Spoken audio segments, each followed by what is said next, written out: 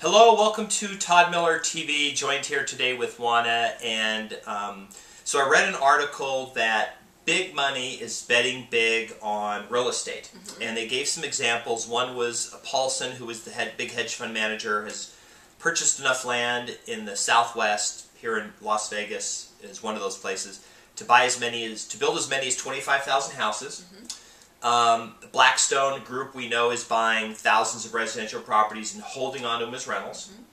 So how does that translate to the average consumer out there who is trying to buy a house right now, knowing that big money is really flowing in to real estate? So this should give the consumer a lot of confidence. Okay. So if these guys are coming in and buying a lot of property, then they see real estate appreciating. And in all reality in Las Vegas, real estate probably bottomed out a couple years ago. Okay. We've seen in some places substantial appreciation, particularly on the lower end. There's been a lot of appreciation, and we can see at this point monthly appreciation on the lower end, which is tremendous. We're seeing on appraisals where appraisers who are looking back, not forward, are giving credit for as much as 0.5% per month on appreciation. Okay. So we're seeing the market definitely is on uptick. Look, it took years for the market to crash 50 to 70%.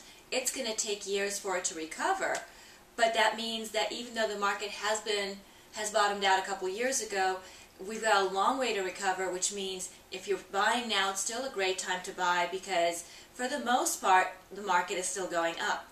We're seeing a lot of new construction. Now, when new construction comes on the market, they almost always come on the market 25% or more over the same house that's a resale house. Okay, so a new home on the market for more than a resale house. Right. Why absolutely. is that?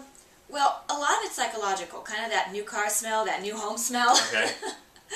Okay, so people like new homes. We like new shiny things. Okay. And then part of it is that it costs more to build than it does to buy resale. Okay. Right. It just costs more to build, so their costs are more, and of course they have to make a profit. And it's old-fashioned supply and demand. People are willing to pay more for new construction, but that means that as new construction values go up, so does resale, because it's going to keep pace with it. You're still going to have that spread. As new construction goes up, resale will go up with it. You're still going to have that premium for new construction, but resale will still benefit from every price increase that new construction has. Okay, so let's talk specifically about the Las Vegas real estate market. Yes. Low inventory. Yes. Super high demand. Yes. Prices appreciating. Absolutely. Okay. Do you think that investors who have bought over the last couple years, even though they could take their profits now, are holding on saying, why should I sell when everything's appreciating? Exactly. So look at it this way. You've got a property that's maybe priced under $100,000. Your property will actually appreciate as much empty as it does with a tenant in it without having the wear and tear on it. So if you buy a house and not even put a tenant in it, and you don't get that $1,000 a month rent, you're still fine because it's appreciating at $1,000 a month. Exactly. And you don't have a tenant to worry about. Yes. That's interesting. So that's what you're seeing. You're seeing these investors who are putting these houses on the market. These houses are vacant, okay, and they're priced on the high end. And you're thinking, well, why are they there? Because the investor's going to make more money when a purchaser comes in. Las Vegas has been selling homes for cash. More than 50% of our sales on a monthly basis have been cash purchases for, I would say, the last 3-4 years. Yeah. And so because we're not subject to appraisal for more than half our purchases, that means that an investor is not so concerned with appraisal as they're more concerned with having somebody come in who's willing to pay their price for the home. And that's happening over and over again. Even people financing, they're having to pay more than appraised value. I mean, it's not uncommon for somebody with even an FHA loan to have to come in with $10,000 on top to cover the difference between appraised value and purchase price simply because there is no inventory.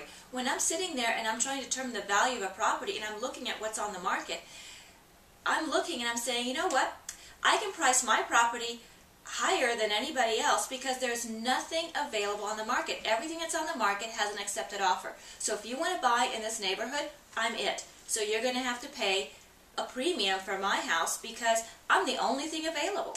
And we do have listings that are in the MLS for higher than everything that's sold, for everything that's listed, right, and getting offers on them for the list price. Yep. Okay. We do. What about, because I know there are people out there who follow my video blog who are going to say, yeah, but it's just going to cause another crash because, you know, anything that goes up has got to go down, so, you know, it's all speculation. Well, it is. Look, this is real estate, and real estate goes up, real estate comes down. The bottom line is, from where we were, prices have come down 50, 70%, depending on where you are. Okay. Okay? Prices have come up. They've come up substantially. In some places, prices have come up 30%. Okay. Okay? So, yes, it is speculation. You do have to know what you're doing. You do have to know to watch the values of your property. It's like with any other investment. It's buyer beware, be educated, stay on top of your investment. We're not going to sit here and tell you that, oh, you know, your property's going to go up 30% in a year. I would never tell that to anybody because I don't have a crystal ball. If you were managing a portfolio of properties for investors, would you tell them, what would you tell them for whether to buy more, sell now, or hold, or a combination, and what time frame would you say? If cash flow is not an object, then I would say hold what you have and buy more. Okay. For how long? I don't know. Watch the market. I would say probably for the next 3 years we're probably good. Okay. But it also depends on property specific. You know, are you at a point where that portion of the market has plateaued? Clearly, right now we're not there. I don't think anywhere in the valley. Right. But you know, we are going to get there. Where you know you might want to take your money from this neighborhood and put it in this neighborhood because this neighborhood's kind of maxed out. So that's what I'm saying. You have to watch, and it's on a house by house basis. It's like with any other investment. Watch what you're doing. Be knowledgeable. And make choices every day, because if you don't make a choice, that's a choice too. Okay, good. All right, so thank you very much. You're welcome. All right, so I just wanted to share some insight with you because, you know, big money has flown into Las Vegas, into the market. It's at the trustee sale. It's purchasing residential properties. We know this specifically because we do have some big investors who have portfolios who are trying to buy a bunch of houses, so we see it on a daily basis.